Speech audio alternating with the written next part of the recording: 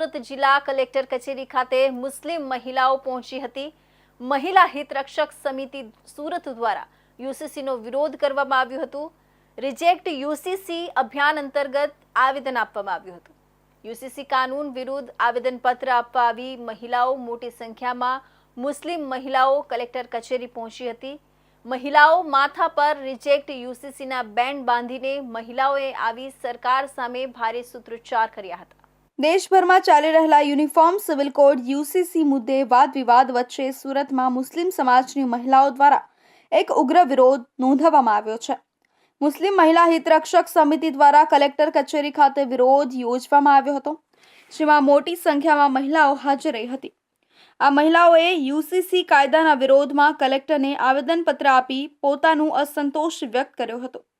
Uniform civil code એ એવો કાયદો છે જે દેશના તમામ નાગરિકોને એક સમાન નાગરિક કાયદાની રૂપરેખા હેઠળ લાવવાનો પ્રયત્ન છે, જેમ કે લગ્ન, વારસો, દત્તક લઈ લેવી અને સંબંધિત મુદ્દાઓમાં।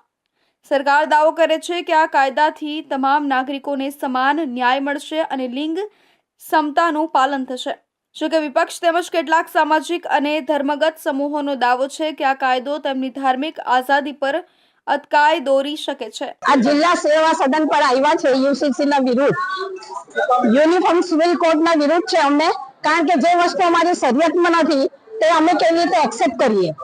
જે અમારા હુઝુર પૈગમ સલ્લલ્લાહુ અલૈહિ વસલ્લમે જે ફરમાન અમને કર્યું છે તો અમે એને ફોલો કરીએ કે જે આ રાજનીતિ અમારી સાથે રમી રહેલા છે અમે એમની વાત સ્વીકારીએ, કારણ કે અમને યુસીસી બિલકુલ બી અમને કબૂલ નથી, કારણ કે અમારા મઝહબની ખિલાફ છે। બધી વાતો અમારા મઝહબની ખિલાફ છે અને અમે અમારા મઝહબની ખિલાફ ચાલી નથી શકતા। લગભગ 1000 લેડીઝો કલેક્ટર કચેરીમાં આવ્યા છે યુસીસી ના લો ની ખિલાફ। આગળ અમારાથી જે બી બનશે તે અમારા ઇસ્લામ ધર્મ માટે અમે કરીશું, પાછળ બિલકુલ બી અમે હટવાના નથી। મુસ્લિમ મહિલા હિતરક્ષક સમિતિના નેતૃત્વ હેઠળ આ કાર્યક્રમ યોજાયો હતો। કાર્યક્રમમાં ઉપસ્થિત મહિલાઓએ કહ્યું કે યુસીસી કાયદો મુસ્લિમ પર્સનલ લોને અણદેખો કરીને લાદવામાં આવ્યો છે। તેમને આ કાયદાથી પોતાના ધાર્મિક હક્કો અને પરંપરાગત જીવનશૈલીનો ખતરો ઊભો થાય તેવી ચિંતા છે। યુસીસી કાયદો અમલમાં લાવવાથી ભારતમાં રહેલા વિવિધ ધર્મોના પર્સનલ કાયદાઓ પર સીધી અસર પડશે, જે ભારતના બંધારણમાં આપેલા ધાર્મિક સ્વતંત્રતાના હકના વિરુદ્ધ છે। અમે આ કાયદાને અમલમાં ના લાવવા માટે સરકારને વિનંતી કરીએ છીએ। તો હવે સમય છે એક વિરામનો।